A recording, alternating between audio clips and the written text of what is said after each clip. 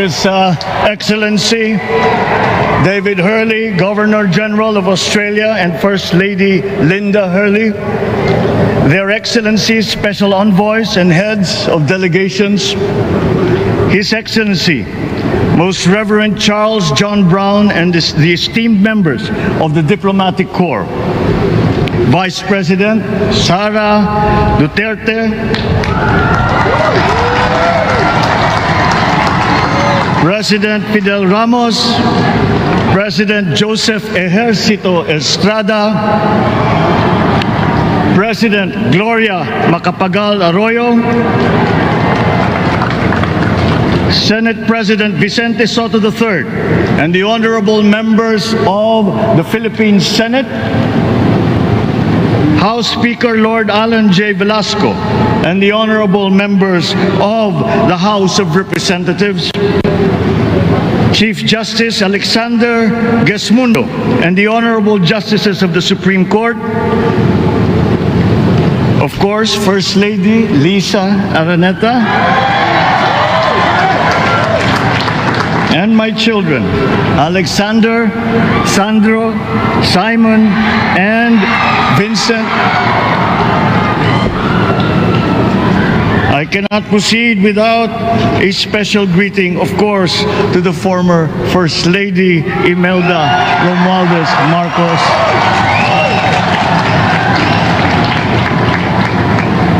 Other distinguished guests, ladies and gentlemen, my friends, ang aking minamahal na mga kababayan, magandang tanghali po sa inyong lahat. This is a historic moment for us all. I feel it deep within me. You, the people, have spoken, and it is resounding.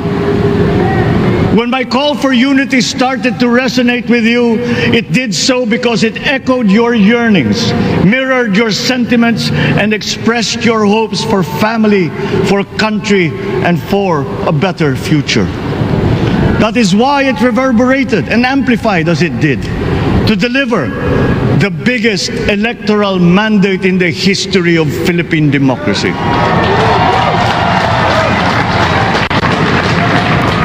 By your vote, you rejected the politics of division. I offended none of my rivals in this campaign. I listened instead to what they were saying. And I saw little incompatibility with my own ideas about jobs, fair wages, personal safety, and national strength, and ending want in a land of plenty. I believe that if we but focus on the work at hand and the work that will come to hand, we will go very far under my watch. You believe that too. At pinakinggan ko ang tinig ninyo na ang sinisigaw ay pagkakaisa, pagkakaisa, pagkakaisa. We will go farther together than against each other, pushing forward, not pulling each other back, out of fear, out of a misplaced sense of weakness. But we are the furthest from weak. The Filipino diaspora flourishes even in the most inhospitable climes, where they are valued for their quality. The changes we seek will benefit all and will shortchange no one. I was not the instrument of change. You were that. You made it happen. I am now. You picked me to be your servant, to enable changes to benefit all. I fully understand the gravity of the responsibility that you've put on my shoulders. I do not take it lightly, but I am ready for the task. I will need your help. I want to rely on it. But rest assured, I do not predicate success on the wide cooperation that's needed. I will get it done. I once knew a man who saw what little had been achieved since independence in a land of people with the greatest potential for achievement, and yet they were poor. But he got it done, sometimes with the needed support, sometimes without. So will it be with his son. You will get no excuses from me.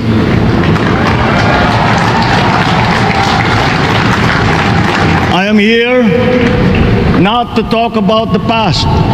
I am here to tell you about our future. A future of sufficiency, even plenty, of readily available ways and means to get done what needs doing, by you, by me. We do not look back, but ahead, up the road that we must take to a place better than the one we lost in the pandemic. Gains made and lost, opportunities missed, well-laid plans superseded by the pandemic. Indeed, ours was the fastest growing economy in ASEAN by ways now outdated. We shall be again by a radical change in the way the world must now work to recover what we have lost in that fire and move on from there. We face prospects of the spread of the war abroad, of which we are totally blameless. We seek friendship with all. But our countries like ours will bear the brunt of it. And if the great powers draw the wrong lessons from the ongoing tragedy in Ukraine, the same dark prospect of conflict will spread to our part of the world. Yet, there is more out there. Like going forward by new ways of doing that the pandemic forces to adopt. A stronger resilience, quicker adaptability. They are our best prevention. They are our best protection. Quiet reflection in a rough and tumble campaign of a breadth and intensity never experienced revealed some of them, such as a willingness to listen despite the noise, the hesitation to quarrel over differences, and to never, ever give up hope of reconciliation. These gave me the peace to ponder deeper. There are hints of a road not taken that could get us out of here quicker to something better, something less fragile. There is also what you, the people, did to cope. But this time empowered by new techniques and more resources. You got by, getting some of what you needed with a massive government help. And for this, I thank my predecessor for the courage of his hard decisions. But there is a way to put more means and choices in your hands. I trust the Filipino. Imagine how much more you'd achieve if government backstops instead of dictating your decisions. Always there to pick you up when you fall, giving what you need to get past a problem. Imagine if it invested in your self-empowerment to bring it closer to taking on whatever challenges come. Imagine a country that, in almost every sense, is you. Now imagine what you and government can achieve together. We did it in the pandemic. We will do it again. But again, I will not predicate my promise to you on your cooperation. You have your own lives to live, your work to do, and there too I will help. Government will get as much done alone without requiring more from you. That is what government and public officials are for. No excuses, just deliver. It was like that once upon a time.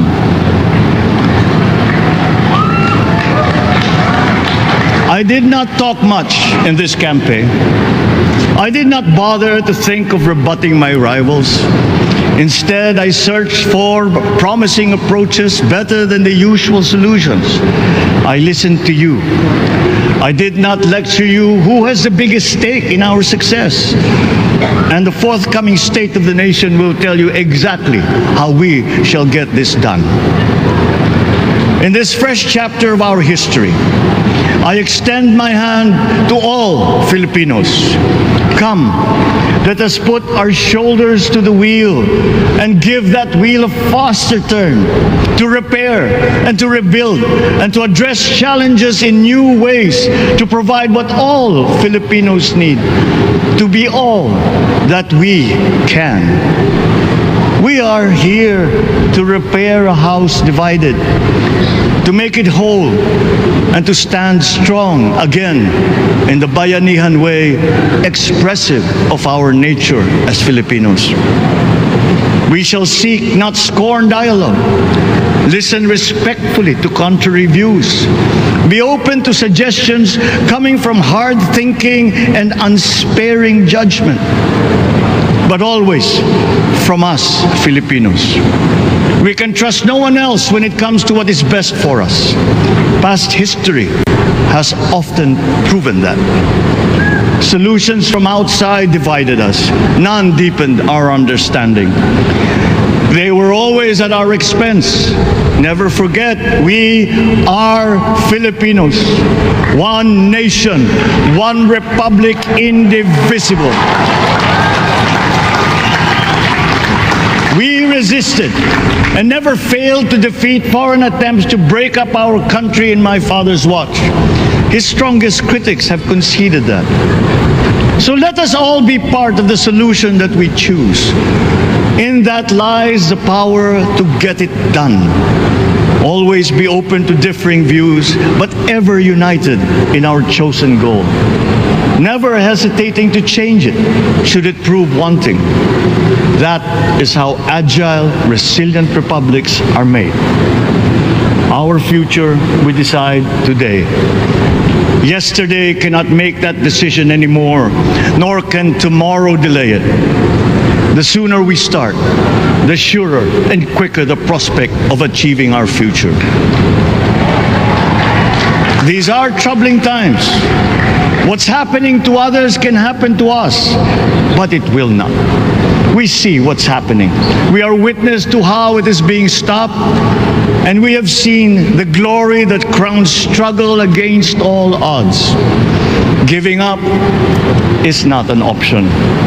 We've been through times of bitter division, but united, we came through to this when it shall begin again, but better. The campaigns I've run have taken me here where I stand today. I listened to you, and this is what I have heard. We all want peace in our land. You and your children want a good chance at a better life in a safer, more prosperous country. All that is within reach of a hard-working, warm, and giving race.